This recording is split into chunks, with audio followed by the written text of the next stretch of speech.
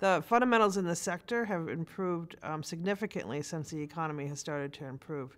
What we saw during the Great Recession that we went through a few years ago is that the seniors housing sector was, I would say, resilient to the effects of the overall economy, but it was affected by it. So what I mean by that is that we definitely saw occupancy rates decline in seniors housing.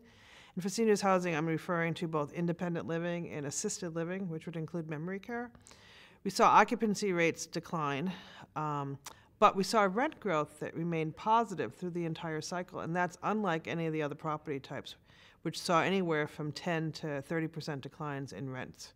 And we didn't experience that. So I think what we've been able to determine through this last cycle is that there's some resilience in terms of seniors housing. It's more of a need-based real estate type than more of a choice-based real estate type, so that there is some resiliency in terms of the effects it has on the economy. We have a lot of anecdotal information about trends and the impact of those economic trends on the sector. And I'm hoping in my new role here as the chief economist for the NIC to really flesh that out a little bit better using econometric and statistical analysis. So for example, we think we know that the slowdown in housing sales in the last few years affected the move-in rates for seniors housing. We think we know that the increase in the unemployment rate affected adult children's incomes and their ability to help support their parents in seniors housing. But again, that's anecdotal. We don't know that for sure.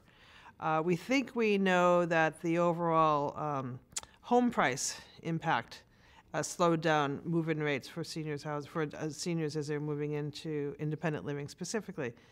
But we don't know that, again. So we're hoping to really prove some of those analyses and those relationships out as we go forward. So that's, we have all this anecdotal information about trends today, and we're trying to flesh that out a little bit better.